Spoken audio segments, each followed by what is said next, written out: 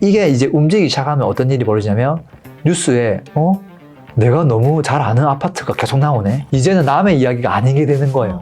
저는 지금부터 본격적인 상승의 시작이다. 랭오님, 네. 요새 유튜브 보면 지금 서울 부동산이 당장 하락하기 힘들다는 의견이 굉장히 많더라고요. 랭오님 생각은 어때요? 뭐 저도 비슷하긴 한데요. 저는 지금부터 본격적인 상승의 시작이다 이렇게 생각합니다. 이미 많이 올랐는데 라고 생각할 수 있잖아요. 근데 네. 이제 사람의 심리를 조금만 생각해 보면 제가 왜 이런 이야기를 하는지 알 수 있을 거예요. 서울에 좋은 곳은 꽤 많이 올랐죠. 특히 1급지. 그리고 뉴스에 계속 나왔거든요. 뭐 연예인이 집을 샀는데 뭐 100억짜리가 200억이 됐다라부터 해가지고 그 뉴스가 일반인에게 체감이 안 되잖아요. 맞아요. 너무 비싸요. 20억이 30억이 되고 30억이 40억이 된다 한들 뭐 무슨 느낌이 있어요. 뭐 아무래도. 경제가 어려운데 나라가 망하려고 이러나 뭐 이런 생각만 들겠죠. 근데 이제는 앞으로 사람들이 체감할 수 있는 시기가 될 거라고 저는 봐요. 근데 왜 그런 거예요? 뭐 제가 그림으로 한번 좀 쉽게 설명해 볼게요. 기본적으로 이렇게 부동산이 항상 피라미드 형태로 돼 있잖아요. 네. 저게 부동산 가격에 따른 아파트 분포도인가요? 그렇죠. 근데 이거를 이제 3등분으로 쭉 이렇게 나누면 제일 좋은 거는 위에 상위 30%에 있겠죠. 네. 근데 이제 사실 집은 내가 여유가 되는 여건에 맞게끔 사면 되는데 집을 여러 개를 못 사게 하니까 어떻게든 좋은 거 하나만 사려고 하잖아요. 네. 그럼 어떻게 되는 거예요? 상위 30%에 있는 것들을 사려고 덤벼 들겠죠. 그게 흔히 말하는 마용성 같은 아파트들인가요? 최소 그 정도 입지가 돼야죠. 최소. 네, 아. 마용성 일부 입지가 들어가고 대부분은 강남 3구, 용산구 이런 지역들이라고 볼 수 있죠. 네. 근데 그랬더니 결국은 어떻게 되냐면 이렇게 피라미드가 원래 같이 움직여야 되거든요. 네. 얘만 덩그러니 위로 올라간 거예요. 상위 30%만. 근데 얘가 움직이니까 거의 뭐 하울의 움직인 성이야. 훔쳐 올라가요. 그럼 어떻게 생각이 들어요? 내가 여기에 지금 탑승을 안 하면 큰일 날 것 같거든요. 우리는 다 제자리에 있고 쟤만 가는 느낌 나잖아요. 쟤는 달까지 가려나? 뭐 이런 생각 들기 때문에 네. 더 달려드는 거예요. 가뜩이나 비싼데 지금 이거를 막 사려고 하니까 근데 이걸 어떻게 하면 살 수 있어요? 다 지금 통장에 돈이 많아요? 그게 아니잖아요. 기존 거를 정리하고 연끌해서 이걸 사야 되는데 네. 기존 거를 정리한다는 말은 전부 밑에 있던 걸 정리해야 되잖아요. 네. 그러니까 밑에 있는 물건이 계속 쌓이고 계속 위로 올라가려고 하고 그래서 지금 이제 양극화 현상이 더 벌어진 거죠. 그냥 비싼 아파트면 더 비싸진 거네요, 이때까지. 그런 경향이 강하죠, 사실은. 근데 이제 또 재미난 게 뭐냐면 북 날아가고 있는 애들을 전부 다 이렇게 그물을 씌워가지고 철조망 씌워가지고 아예 토지를 다 묶어버렸어요. 아예 거래를 못하게. 못 날아가게 못 날아가게 해놨는데 뭐 거래를 아예 못하는 건 아니에요. 근데 거래할 수 있는 사람이 너무 작아졌죠. 이게 재밌는 거예요. 근데 사실 토지가 예전부터 원래 지정돼 있던 거였잖아요. 네. 한참 오래 전부터. 근데 그게 뭐 강남 3구 전체가 아니었잖아요. 네. 일부 상위 10%에 대한 것들만 딱 지정돼 있었는데 이거를 잠깐 풀었다가 갑자기 상위 30% 전체를 다 지정한 거예요.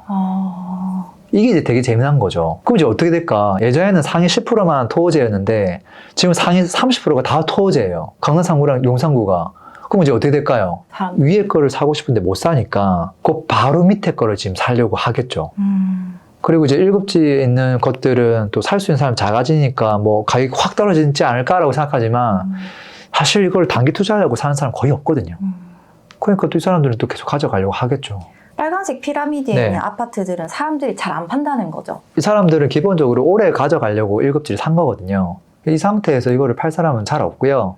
오히려 이제 우리가 관심 있게 봐야 될 사람은 누구냐면 1급지를 갖고 있는 사람들이 이걸 금매를 던질까 안 던질까 이걸 관심을 지금 가지지 마시고요. 지금 뭐를 관심을 가져야 되냐면 기존부터 1급지를 관심을 가지고 있었는데 아직 못 산 사람들이 많을 거 아니에요. 시간 지나도 계속 1급지는 수요가 있으니까 사고 싶을 텐데 이거를 1년 지나도 2년 지나도 계속 못 산다고 생각해봐요. 그럼 그 사람들은 어떤 걸 살까요? 두 번째 피라미드로 가겠네요. 이 사람들이 어디로 갈지를 잘 생각해야 된다는 거죠. 그 두 번째 피라미드를 가야죠. 근데 재밌는 게 뭐냐면 그 두 번째 피라미드가 서울의 평균 가격이 두 번째 피라미드에서도 지금 제일 중간 가격을 말하는 거거든요. 네. 서울 현재 평균 가격이 얼마인 줄 알아요? 뉴스 보면 12억 9천 얼마 정도 돼요. 12억 9천이면 거의 13억에 가깝거든요. 네. 이걸 33평 기준으로 하면 평당가가 한 3,900 정도 돼요. 3,900이면 강서구에 있는 구축 아파트도 평당 4천만 원 합니다. 아세요? 아, 진짜 비싸네요. 딱 그 정도 살 수 있는 금액이에요. 역세권 신축도 아니고 네. 한 15년 넘은 그런 아파트가 그 정도 하거든요. 이게 이제 움직이기 시작하면 어떤 일이 벌어지냐면 뉴스에 내가 너무 잘 아는 아파트가 계속 나오네. 여기가 올랐다고? 그 뉴스를 보면 이제는 남의 이야기가 아닌 게 되는 거예요. 우리 집이 오르네. 우리 옆집이 오르네. 뭐지? 내가 여기서 이사를 절로 가려고 했는데 바로 저기가 바로 올라 버렸네. 내가 놓쳤네. 그러면 이제 또 어떤 일이 벌어지냐면 기존에 2급지 아파트를 누군가 또 다 들고 있죠. 이 사람들이 원래는 이걸 다 정리하고 1급지로 가려고 했던 사람들이에요. 물 들어오는 걸 느낄 거 아니에요. 1급지는 또 옵지 못 가잖아요. 이걸 이제 갖고 있겠죠.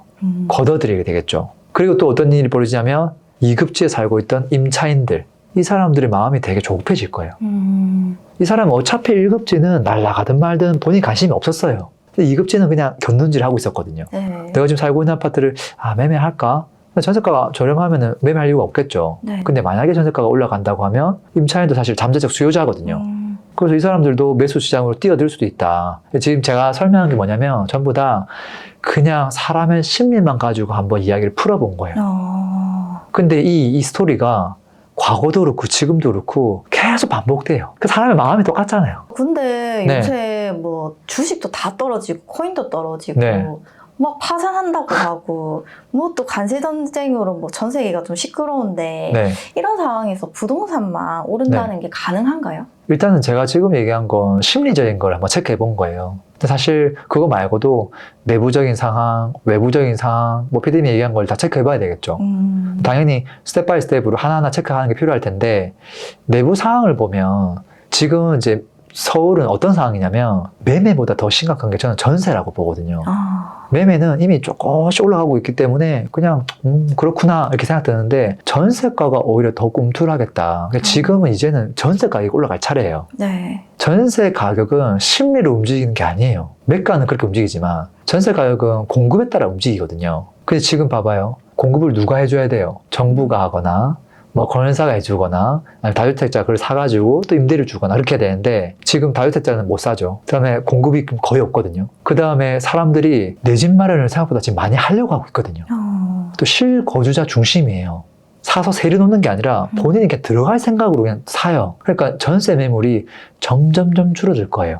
실제 그거는 그 그래프를 한번 보면 지금 이게 서울의 그래프거든요. 네. 서울 전세 매물의 그래프예요. 뭐 왔다 갔다 하긴 하지만 지금 최근 들어서 쭉 줄어들고 있거든요. 네. 근데 아마도 앞으로 1년, 2년 지나면 훨씬 많이 줄어들 것 같아요. 그럼 전세 가격도 엄청 오르겠네요. 저는 이제 앞으로 1, 2년 동안 전세 가격 매매 상승률을 뛰어넘을 것 같아요. 이것도 중요한 포인트예요. 네. 왜 그러냐면 그 서울에 지금 입주 물량 제가 그래프를 하나 지금 띄워놨거든요. 네. 2025년도 엄청 많아 보이죠. 네. 이 녀석의 대부분이 둔촌 주공이에요. 올림픽 파크 보래요. 네. 이게 25년 1월 달로 잡혀 있거든요. 네. 이미 입주가 거의 끝나가지고 입주율이 90%예요. 이거 지나가고 나면 어떻게 됩니까? 이제 없네요, 공급이. 조금 있긴 해요, 25년도에. 근데 이제 피크가 내년부터죠. 그래서 전세 가격이 이제 올라갈 가능성이 매우 높아지는데 금리 인하까지 있잖아요. 이 두 개가 겹치면 전세 가격 상승하고 그 압박으로 아마 그 사람들이 또 내 집 마련에 또 참여할 가능성이 매우 높아져요. 그래서 올해 하고 내년을 지켜봤을 때 저는 당연히 매매 하락 가능성은 매우 적고요. 오히려 상승할 가능성이 높은데 그게 언제 가장 눈부시게 움직이냐. 가격이 가장 많이 오를 때 언제냐면 매매 전세가가 동반 상승할 때예요. 최근 2년 동안은 사실 전세보다 매매가 더 많이 올랐어요.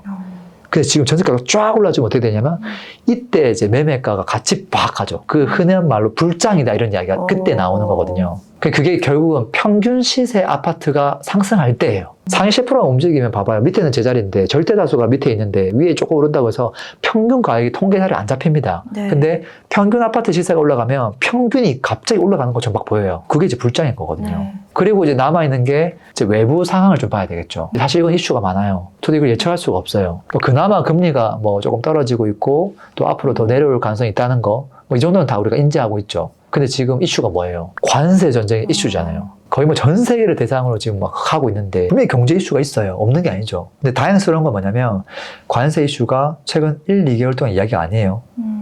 그 몇 개월 전부터 사실은 계속 화두가 됐어요. 근데 중요한 건 뭐냐면 이 몇 개월 동안 주식은 가격이 지금 엄청 출렁거리고 있거든요. 근데 부동산은 전혀 안 출렁거리고 있어요. 이미 팩트가 단단하게 가고 있거든요. 왜냐하면 부동산은 수출하는 애가 아니잖아요.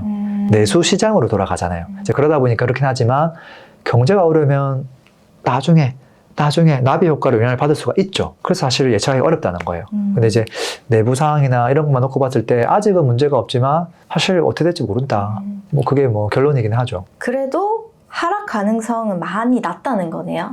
네, 저는 뭐 하락 가능성이 전혀 없다고 볼 수는 없지만 오히려 상승 가능성이 훨씬 많다. 그리고 지금부터 본격적으로 상승이 체감되는 시기다 이렇게 말할 수 있고요. 그 다음은 어떻게 됩니까? 라고 하면 체감되고 나면 그 다음 과열로 가죠. 체감을 넘어서 그 다음에 고점 찍고 또 조정 한번 맞고 그 사이클이 계속 돌아가지 않을까.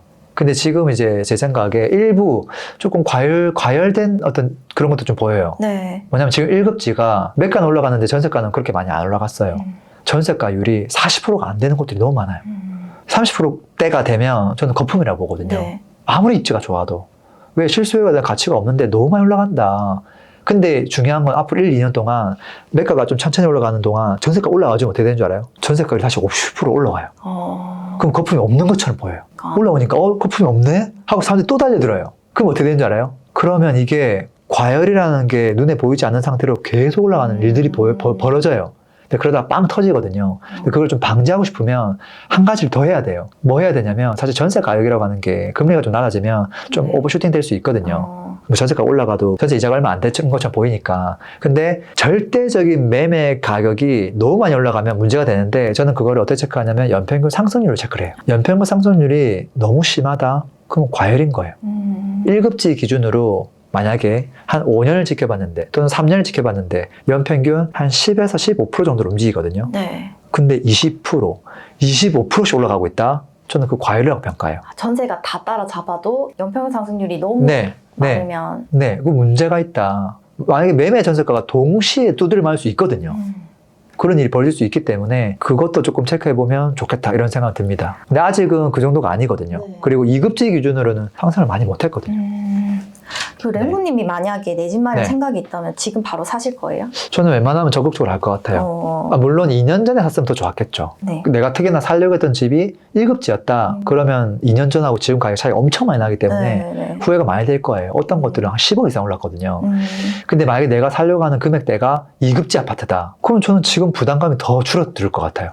1급지가 이미 천장을 열어줬고 거래도 막혔고 사람들이 2급지밖에 선택할 수밖에 없고 되게 안전한 선택 타이밍이구나.